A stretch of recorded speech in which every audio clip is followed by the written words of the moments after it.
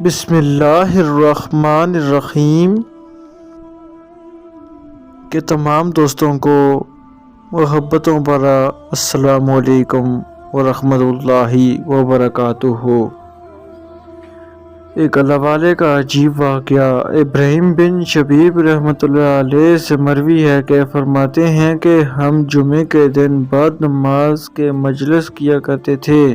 ایک دن شخص صرف ایک کپڑے میں لپٹا ہوا ہماری مجلس میں آ بیٹھا اور ایک سوال کیا۔ ہم لوگ مجلس کے برخاست ہونے کا مسائل فقہیہ میں گفتگو کر رہے۔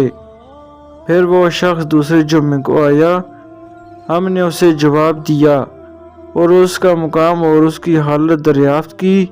اس نے اپنا پتہ بتایا، پھر ہم نے اس کی کنیت پوچھی۔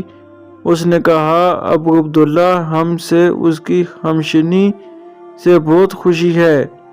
ایک مدت تک وہ ہمارے پاس اسی طرح آتا جاتا رہا، پھر اس کا آنا موقوف ہو گیا۔ ایک بار ہم اس کی ملاقات کے ارادے سے اس بستی میں گئے اور اس کے بارے میں دریافت کیا۔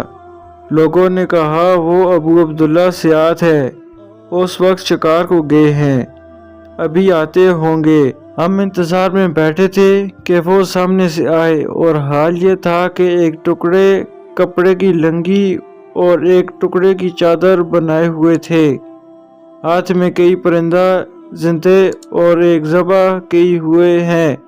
ہمیں دیکھ کر مسکرائے۔ ہم نے کہا، آپ ہماری مجلس کی رونق افزائی کیا کرتے تھے، اب کیا ہو گیا جو بالکل ترک کر دیا؟ کہا، یہ سچ کہہ دو، میرا ایک ہمسایہ تھا، اس سے کپڑے لیے کر اور پہن کر تمہارے یہاں آتا تھا، اب وہ شخص سفر کو گیا ہے۔ پھر کہا، تم میرے گھر چل کر رزق اللہ تناول کرو گے۔ ہم ان کے مکان پر بیٹھ کر پہنچ اور ہماری اپنی بیوی کو ذبح کیے ہوئے پرندے پکانے کے لیے سپرد کیے، اور زندہ کو لے کر بازار گئے اور انہیں بیچ کر روٹیاں خرید لائیں۔ اتنی دیر میں بیوی نے سالن تیار کر رکھا تھا۔ ہم کھانا کھا کر چلے اور آپس میں گفتگو ہونے لگی تو تم نے اس شخص کی نادراری اور فقر کی حالت اور نیک بختی اور صلاح کی کیفیت دیکھی، اور تم میں قدرت بھی ہے، اس کی اتنی مدد کرو جس سے وہ اپنی حالت سنبھال سکے۔ تمہیں ایسا کرنا چاہیے کہ کچھ چندہ جمع کر کے ان کی امداد کرو جس سے وہ اپنی حاجت پوری کرے۔ چنانچہ ہم نے آپس میں تعین کر کے 5000 درہم جمع کیے اور ان کو دینے کے لیے پھر اس گاؤں کو لوٹ چلے۔ جب ہم مدیر پہنچے تو میر بصرہ محمد بن سلمان جروح کے میں بیٹھے ہوئے تھے۔ غلام سے کہا، ابراہیم ابن شبیب کو میرے پاس بلانا۔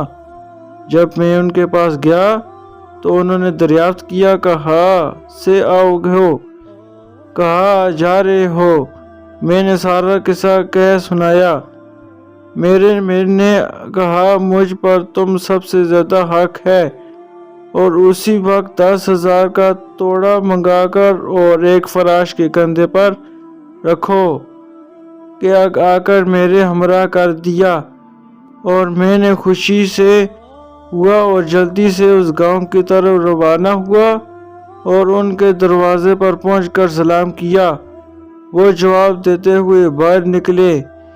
جب میرے ہمراہ فراش کو اور اشرافیوں کو توڑ کو دیکھا تو ان کے چہرے کا رنگ متغیر ہو گیا اور کہنے لگا، ایک شخص تجھے مجھ سے کیا علاقہ؟ کیا تو مجھے فتنے میں ڈالنا چاہتا ہے؟ میں نے کہا، اے ابو عبداللہ بیٹھ جاؤ، واقعہ یہ ہے۔ چنانچہ میں نے سارا قصہ سنایا۔ میں نے کہا، تم جانتے ہو وہ ایک ظالم امیر ہے، تم خدا کے واسطے اپنے نفس کو بچاؤ۔ اور یہ لو سن کر ان کا غصہ اور تیز ہوا۔ اسی وقت گھر میں جا کر دروازہ بند کر لیا۔ میں ناامید ہو کر ان امیر کے پاس لوٹ آیا، اور بغیر سچ کہنے کے لیے کوئی چارہ نہ تھا۔ नाचारा वाक़या बयान किया। सुनते ही कहने लगा, ये शख्स खारजी मालूम होता है, और ग़ुलाम से कहा, तलवार ले आओ। जब वो ले आया, मेरे साथ घर दिया और कहा, उनके साथ जाकर उसका सर काट लाओ।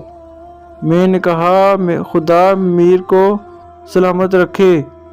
उस शख्स के मामले में खुदा से डरो। हमने उसको देखा और खारजी नहीं है।